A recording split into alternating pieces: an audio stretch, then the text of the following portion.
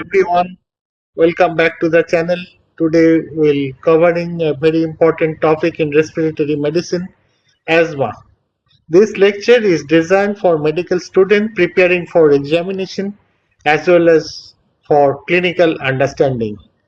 We'll go through the definition, epidemiology, pathophysiology, clinical features and management. Let's begin.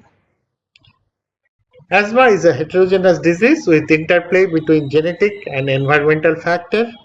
In the pie diagram, we see the genetic factor contributing most 70%, whereas environmental factor only 30%. Genetic factors 60 to 80% of asthma patients have genetic background, usually present as childhood onset of asthma, usually have family history of asthma, eczema, and allergy, may have allergic rhinitis, eczema. Many improve in teenage years, although sensitivity remains.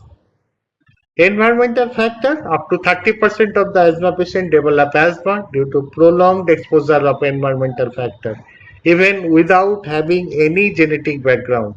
Usually present as adult onset asthma, 20 to 40 years.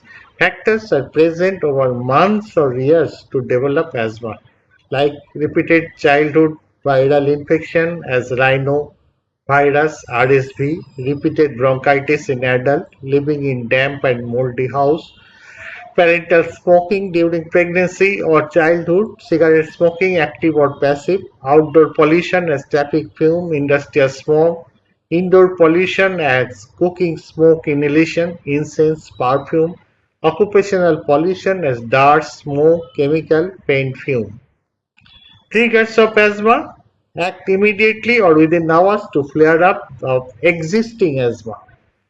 Number one, allergen, house dust mite, pollen, animal dander, mold spore, irritant like cigarette smoke, active or passive, air pollution, vehicle exhaust, strong odor, perfume, incense, infection like viral cold, flu, bacterial respiratory infection, weather and environment like cold or dry air, sudden temperature change, humidity, exercise, running, emotion like strong laughing, crying, severe stress, medication like aspirin, NSAID, beta blocker, hormonal changes in women, acid reflux in GERD.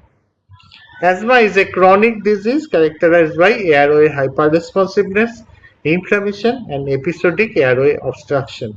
The obstruction is usually reversible, but in some patients it can become persistent. Prevalence ranges from 7.3% in adult and 8.4% in children, and it is slightly more common in boys during childhood but tends to reverse in adulthood, becoming more prevalent in women. Pathophysiology, the hallmark of asthma is airway hyperresponsiveness. When exposed to triggers like allergen, pollution, infection, cold, or exercise, the airway constrict, inflame, and produce excess mucus.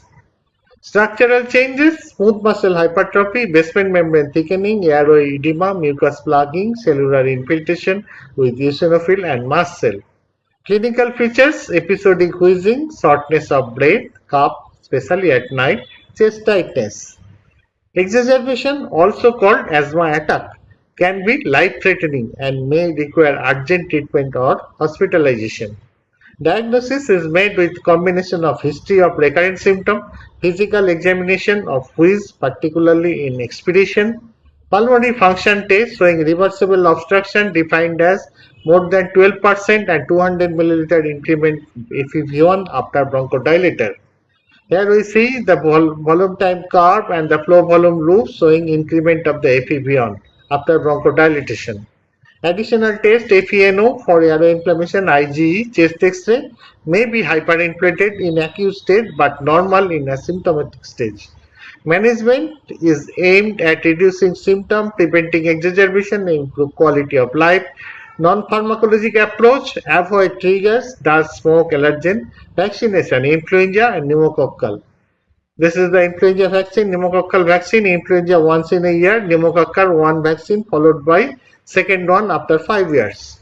Pharmacologic treatment, the cornerstone is the stepwise therapy according to GINA 2025 guideline. Step 1 and 2 as needed low dose ICS formoterol. Step 3 low dose ICS formoterol continuous basis.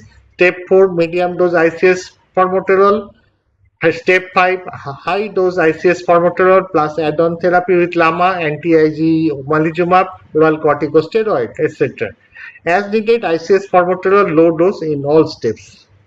For acute exacerbation, inhaled SABA, maybe in the nebulizer form or MDI, systemic corticosteroid, oxygen is SpO2 less than 88%, and hospitalization if severe.